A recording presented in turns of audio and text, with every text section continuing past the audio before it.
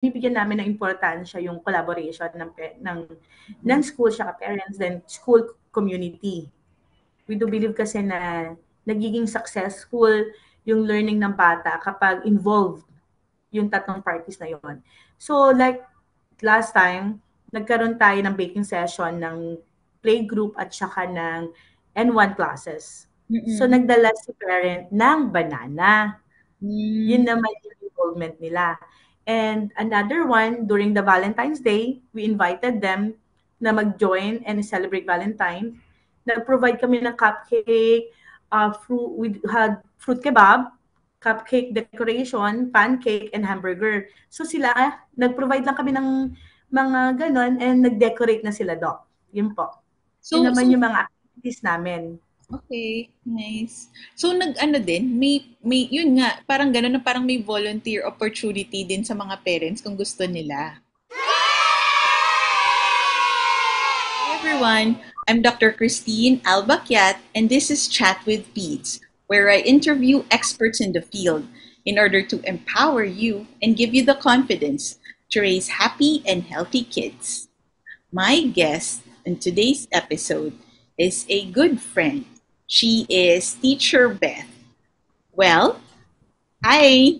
Hello, She Doc. is a preschool teacher and an early childhood graduate. She studied in Singapore and she has had experience in early child learning and uh, when she went to Indonesia and Singapore.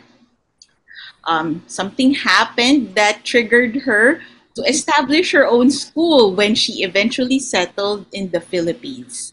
She has her own school in Isabela, Philippines, Little Tots Preschool. So, hi, Yes, Doc. Teacher Beth. Welcome. Hello, Doc. Thank you, Doc. Thank you for having me, Doc. Doc, graduate din po ako ng Harrison Memorial College. Pioneer po siya ng kindergarten dito sa Philippines. Oh, that's nice to hear. Oo, yeah. I see. So, yun po. Thank you for having me, Doc. Yes, my goal for today's episode is to give parents an idea. For example, meron silang Mm-mm. anak na mag-enter na ng preschool. Or Yes, Doc. example, hindi sila satisfied, change sila ng ibang school. Ano ano ba yung ano magandang tanungin sa isang owner ng school at isang preschool teacher na ano. So yun yung gusto kong i-discuss natin today. So, Doc, parang lagi na lang ako nag-i-interview ng mga parents kasi ngayon, Doc, is ang dami, meron kaming early registration. Dahil nga Mm. si DepEd, minove niya. So, everyday may mga visitors ako and very frequent yung mga, it's just all the same yung mga question nila. Like, ano yung mga programs na ino-offer mo? Ano yung unique about school mo? Parang ganon. So, I always, and then ano yung approach? Then I will say that we don't have that specific approach. Kasi Okay. parang dito sa atin, Doc, is nagiging academic-based na sila, some of the parents. Oo, so gusto nila dapat at this age marunong na magsulat, magbasa. Pero sabi ko Yes. naman, I think they have forgotten na bata yung mga anak nila. So, sa Little Tots House, Doc, ang lagi kong sinasabi is, the Little Tots House is a play-based school. So, we want Oh. the children to be happy while learning, to capture that they should have a memorable and happy experience sa childhood nila. Kasi formative years po yung 2 to 7. It should be 2 to 7, pero ang kinikater ng Little Tots Doc is 2 until 5, yung going to grade 1. So, yun po, ang lagi nating naririnig from parents, like yun din lagi ko na-explain, play-based ang Little Tots na kinikater at tinitingnan natin lahat ng need ng bata. Mm. And where are you located kung gusto nilang mag-inquire? If taga Dito Isabela sa sila.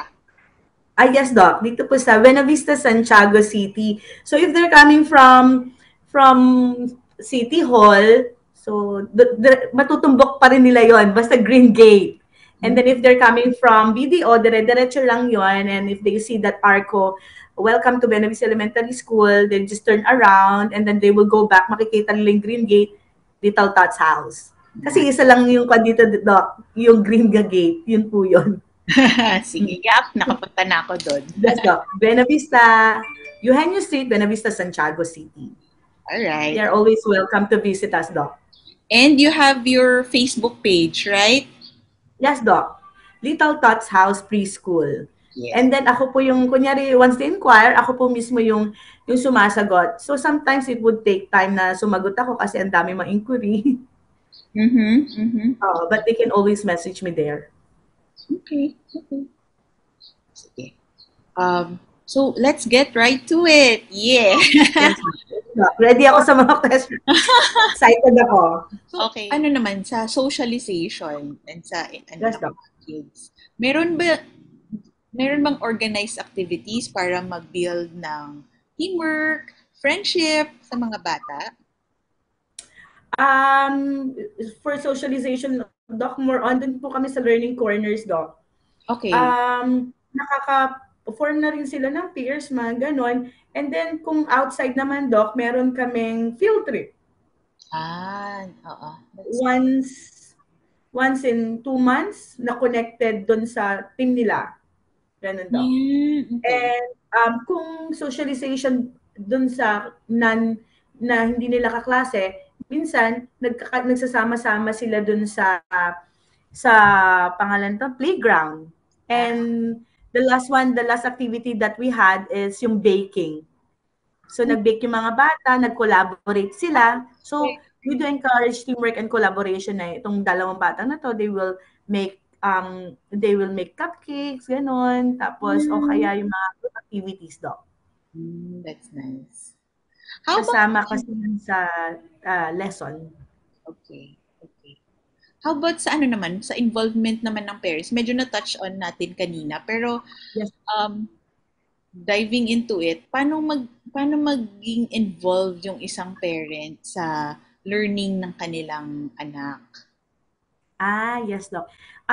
Tulad ng sinabi ko kanina, Doc, binibigyan namin ng importansya yung collaboration ng school siya parents, then school community.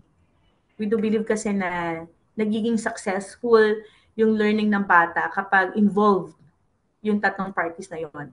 So like last time, nagkaroon tayo ng baking session ng playgroup at saka ng N1 classes. So nagdala si parent ng banana. Yun naman yung involvement nila. And another one, during the Valentine's Day, we invited them na mag-join and celebrate Valentine. Nag-provide kami ng cupcake, we had fruit kebab, cupcake decoration, pancake, and hamburger. So sila, nag-provide lang kami ng mga ganon and nag-decorate na sila, Doc. Yun po. Yun naman yung mga activities namin. Okay, nice. So din, may yun nga, parang gano'n na parang may volunteer opportunity din sa mga parents kung gusto nila. Yes po, Doc. Yes po. Yes, Doc. Okay. Kasi nga, dito sa Little Tots, Doc, do say DepEd, they have the policy na dapat hindi pumapasok yung mga parents, no, sa vicinity. Pero dito is, because it's safe, nandyan naman yung dalawang male staff natin. So, we ask them to be involved. Lalo na dun sa mga children with special needs natin. Minsan si teacher mag-isa, wala yung isang teacher. So, tatawagin niya yung parent na para tumulong na idala yung estudyante sa toilet, mga ganun, Doc. We have a lot of friendly and loving parents, Doc. Yes, that's good.